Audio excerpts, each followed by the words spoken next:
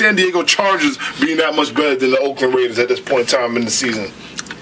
Next game, speaking of San Diego Chargers, we'll go to the San Diego Chargers versus the Kansas City Chiefs. Chargers was able to pull it out 17-20. This was a close game. As close as it was, a terrible game. I mean, Phillip Rivers threw for 266 yards. Matthews was able to get in sync a little bit. He was able to have get 98 yards on the ground. Castle threw for 176. But their team still looks just terrible. I mean, I'm just not a fan of what this team is able to do.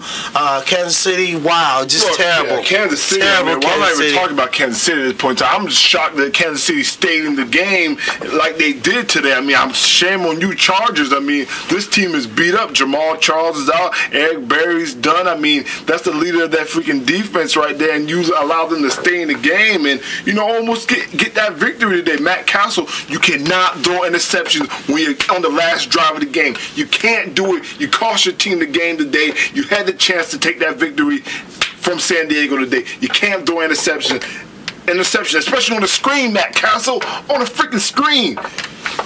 Terrible. And that's why they play the games. On to the next one. Baltimore at St. Louis. Baltimore 37-7. Wow, this was the beatdown of the day.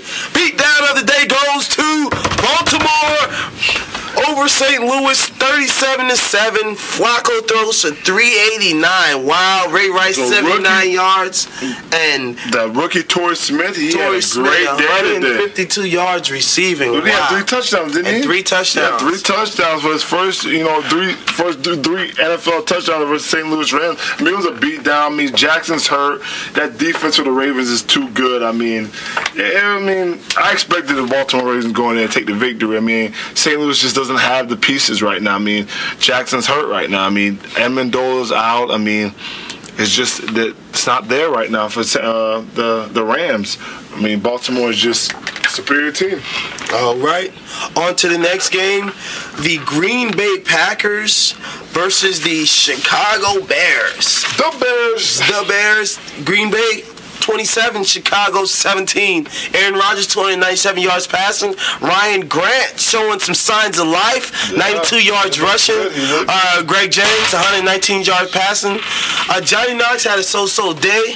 Cutler threw for 300, but still, wow. Cutler was the leading rusher with 11 yards. That is pathetic, Mike Martz. That is a shame when you have a back like Matt Forte back there. I don't know what you're going to do with that offensive line. Jay Cutler got beat up again today. The first half, he stood up most of the time. He was knocked down. But the second half, it just came apart. They knocked him around. They still had a chance to win the game because the defense kept them in it. But what it boils down with the Bears is this. They do not have no playmakers besides Matt Forte. That's it. They have no playmakers in that receiving core. They just don't have it. Johnny Knox, you give it your all, son, but you're just not getting it done. Roy Williams, you're a bum. Devin Hester, you're just not a receiver to me. I mean, I don't know what you are. You know what I mean? I don't know what you're gonna do. You're not making the plays. They need a receiver in that offense. Randy Moss, if you know they're calling out to you, brother, if you want to come there. I mean, they did make the NFC Championship game. Cutler has a big arm. Don't get me wrong, but I mean, with the Packers, you can't have turnovers and you can't give the ball to Aaron Rodgers. He's gonna make you pay for it. And that's what he does. That's why he's the reigning Super Bowl MVP. And he looks like he's on his way to another one. I mean, this guy's just cool and collect. He seems just so confident in what he can do and what he does on the football field. I mean, this guy seems like me in Madden. This is how I play Madden. You see what Aaron Rodgers is doing out there? That's my Madden game. So any of you chumps out there think you got a chance? Just you know what? The blog is there. Spectator Sport with Josh and Lott. Just send me a message on the blog and we'll make it happen. Like I say, Aaron Rodgers, this guy is unbelievable. He's doing it. He's just at another level right now.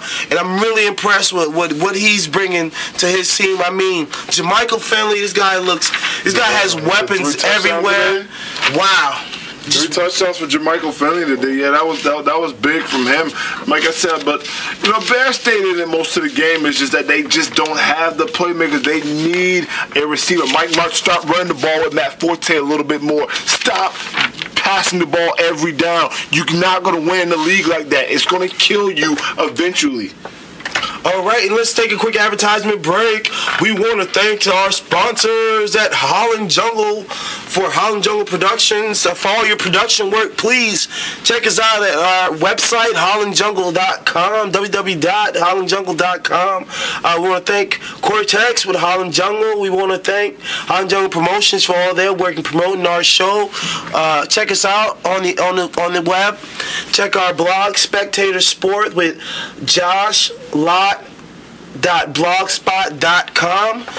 Spectator Sport with Josh Lott at blogspot.com. Excuse me. I also want to thank Muscle with Muscle Entertainment. We thank Muscle Entertainment for all their work. We want to thank Lott Communications for all the work that they've done for us. Let's continue on. We're almost done with our games. 4 o'clock games. Arizona at Seattle, and probably the lemon game of the week. The lemon game of the week. Yeah. If you get lemons, when life serves you lemons, you just make lemonade. There you go. Just make lemonade. Arizona that was a bump. There was nothing really even to talk about in that. 13-10 Seattle. We don't even want to look at the stats. Tavares Jackson beat you in the game, Arizona. You need to be slapped. One thing in this game that was worth noting, Sidney Rice, he's on my fantasy league. He had 100 yards. Thank you, Sidney Rice. I didn't start him, but still, he's on my bench. He gives me trade bait. That was the only thing this game was worthy of. Trade bait information. Thank you for nothing. Let's go on to the next game. Atlanta Falcons at the Tampa Bay Buccaneers, 16-13. Tampa Bay to move to 2-1. Matt Ryan throws for 330, but he can't.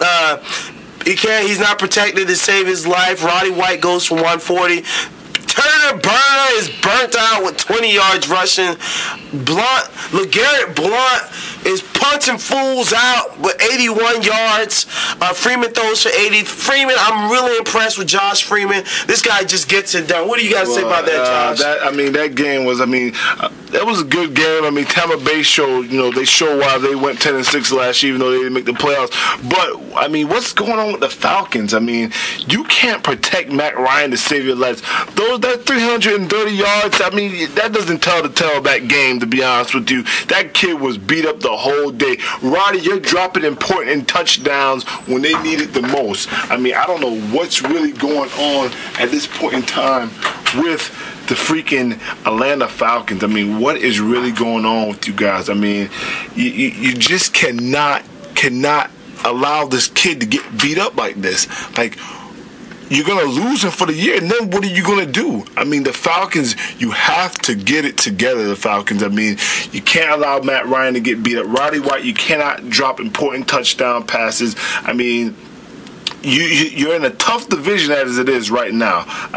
What is really going on with the Falcons? I can't really tell you, but the Tampa Bay Buccaneers, they look good. They played great defense. That defensive line really got after it today. LeGarrette Blount ran hard. Him and Graham, they ran very hard today. Josh Freeman looked good. He was, delivering the passes.